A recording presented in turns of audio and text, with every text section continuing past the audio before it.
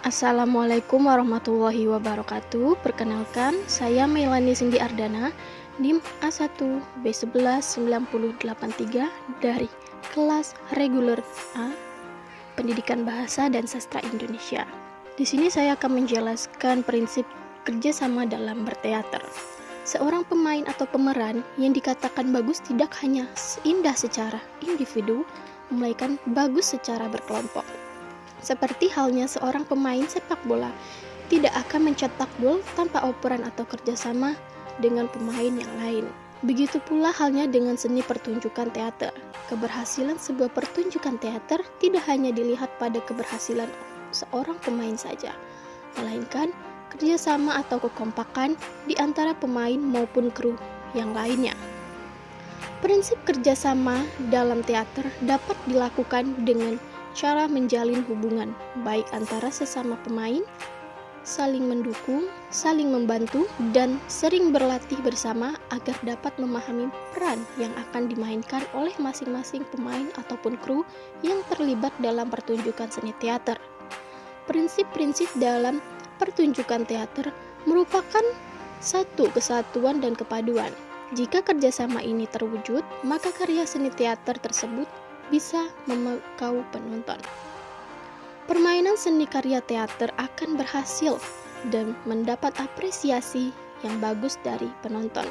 Dibutuhkan jalinan kerjasama dan saling mendukung antara semua orang yang terlibat di dalamnya. Sebaliknya, jika hanya permainan para pemain saja yang bagus tanpa didukung adanya kerjasama, teater tersebut belum dinyatakan berhasil. Kenapa demikian?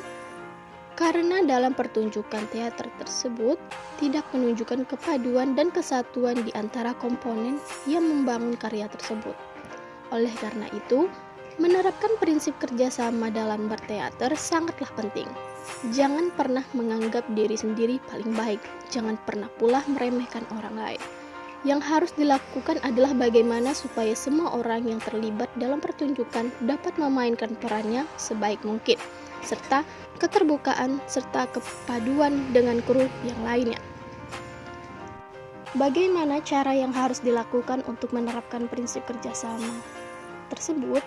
Penerapan prinsip kerjasama dapat dilakukan dengan latihan yang harus terus-menerus agar dapat memahami karakter pemain atau kru yang lainnya. Selain itu, jalinlah sebuah diskusi kecil yang bertujuan untuk saling memberi masukan, baik dari segi menghafal dialog, melafalkan dialog, ataupun menghafalkan gerak-gerik yang akan dilakukan. Selalu ingatlah sebuah pepatah yang menyatakan bahwa bersatu kita teguh, bercerai kita runtuh. Bermain teater tersebut tidak sendiri, tetapi dilakukan secara berkelompok. Oleh karena itu, perlu sekali menjalin prinsip kerjasama ketika akan berteater di atas panggung. Dari pemaparan di atas sudah dapat dipastikan bahwa kerjasama mutlak dilakukan agar sebuah pertunjukan dipentaskan dengan baik, serta memuaskan penonton. Prinsip kerjasama ini dapat kamu lakukan dalam hal apapun, mulai dari tahap persiapan pementasan, tahap latihan, sampai tahap pelaksanaan. Seorang pemain dapat mengkoordinasikan suatu hal kepada penata artistik jika terdapat setting panggung yang kurang mendukung atau tidak sesuai. Begitu juga dengan kerjasama antara pemain, penata lampu, penata rias, dan kru lainnya. Jadi, agar pertunjukan teater berjalan dengan baik dan bisa membuat penonton merasa puas, harus diperlukan kerjasama semua orang yang ikut andil dalam pertunjukan teater.